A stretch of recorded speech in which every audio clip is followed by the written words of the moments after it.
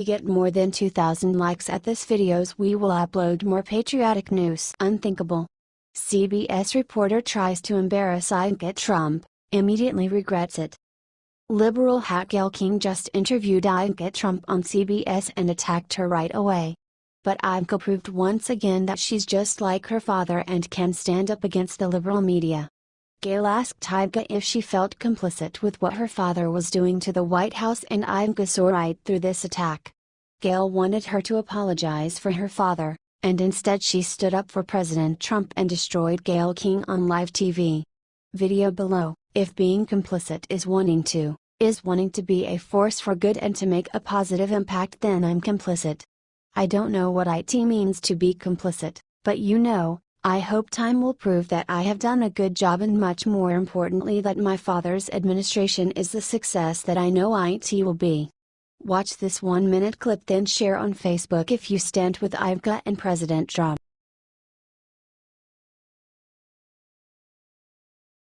Hilarious. Watch. Jim Acosta from CNN burst into tears after Trump put him in back row. CNN White House correspondent Jim Acosta can cry about President Trump seating him in the back row at a recent press conference until hell or Siberia freezes over. Back in January, Acosta verbally accosted the president, who called the newscaster rude and a peddler of fake news. Former CNN talking head Reza Islam took things down a notch and called Trump a piece of shit on Twitter and was fired. Turned out Acosta was so upset about the seating arrangement that he went on CNN and cried to Wolf Blitzer how it might have been retaliation against CNN for nothing other than its stellar reporting on Trump. What happened? Blitzer asks in his usually serious and penetrating manner. Acosta noted that in most cases representatives of the media are placed in one section, therefore it was highly unusual that he would find his seat waiting in the faraway hinterlands of Trump's press conference in the Rose Garden. He said it was like being in Siberia. It's doubtful that Acosta has ever been to Siberia in Putin's vilified Russia, but we get the Russian connection. Acosta later assured CNN viewers that if it was in fact retaliation, it was not going to deter CNN reporters from asking tough questions. CNN can ask all the tough questions it wants. It's what the network does afterward that matters. Usually, the product is more fake news and a speedy retraction or explanation. So, it's only natural that Trump might want to keep CNN at arm's length with permanent exile to media Siberia. We would love to hear your comments about Trump's banishment of CNN reporter Jim Acosta to the furthest rear section during a recent White House press conference.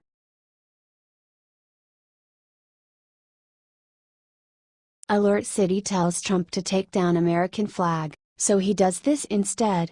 Video. Donald Trump is true American. On one of his luxurious properties in Palm Beach, Florida, Trump proudly flies the American flag.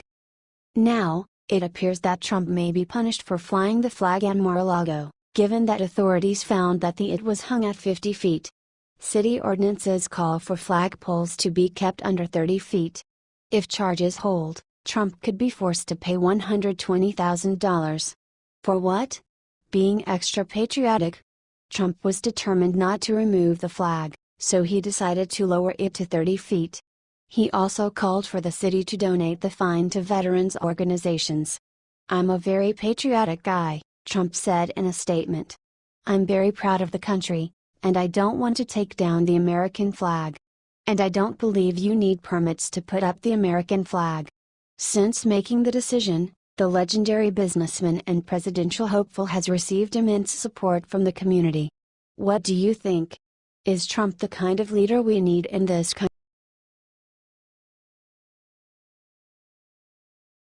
Breaking. The Trump family comes with a heartbreaking announcement. Details. We hear all kinds of lies about our first family. They have been under constant attack ever since he stepped into office.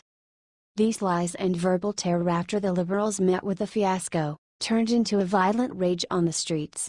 This is wrongdoing and we know how and why this thing happened, but it is absurd why this crazy liberal attacked Trump's family.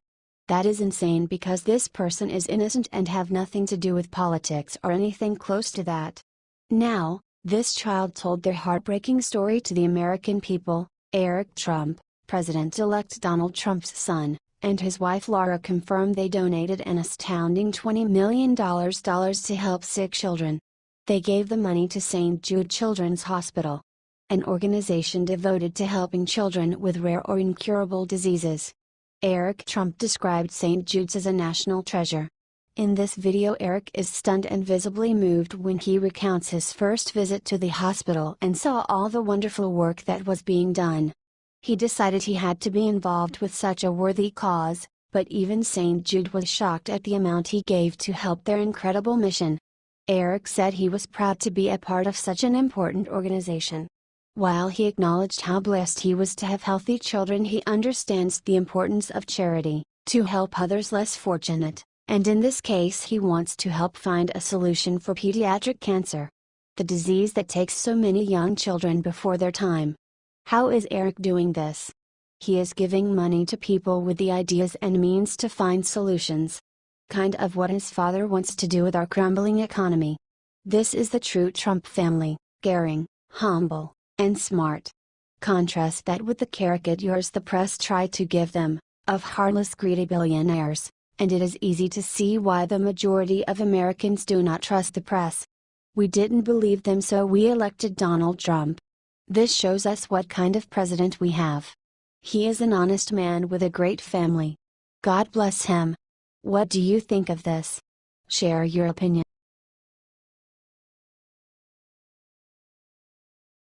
IT started.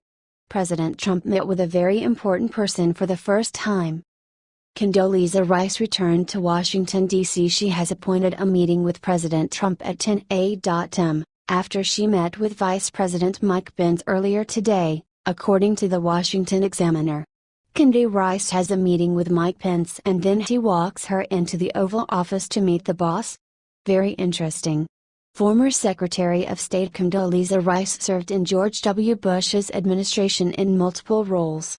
She is widely respected in Washington and national security circles.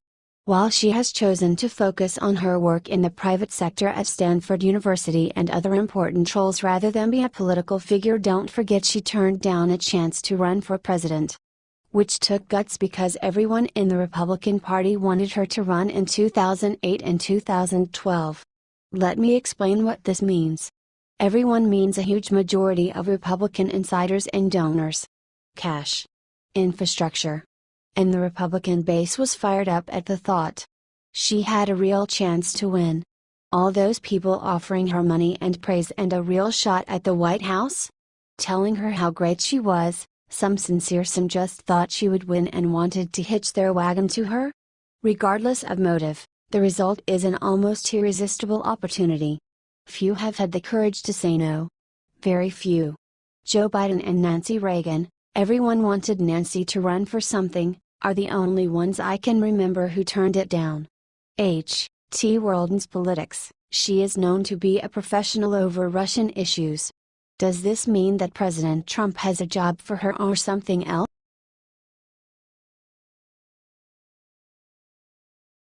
Massive news: President Trump just got the best news of his presidency. Look what happened to him today. The mainstream liberal media is trying to make a fake picture of Trump's presidency, by representing that he is such a massive failure, and has no hope to win in 2020.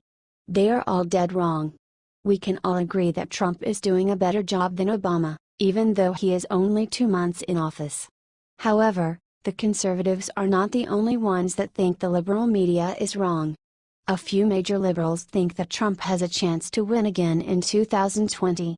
Major anti-Trump liberal, Alec Baldwin, known for impersonating Trump on Saturday Night Live, said that there is nobody among the Democrats who can actually beat Trump in the presidential elections in 2020. None of those people are going to beat Trump, Baldwin said. You think things are bad now, I tell you when things are going to be worse, if he wins again. This is definitely not a good sign for the ignorant Democrats, since even the person who cannot stand Trump, acknowledges that he will likely be elected again. This comes as President Trump is following all his campaign promises. He cracked down on illegal immigration, which was his major campaign promise not supported by the Democrats. He brought back millions of jobs to the U.S., and many more. It feels like America has the power again. What do you think about this? Would you vote for Trump again? If you'd vote for Trump again, please like and share.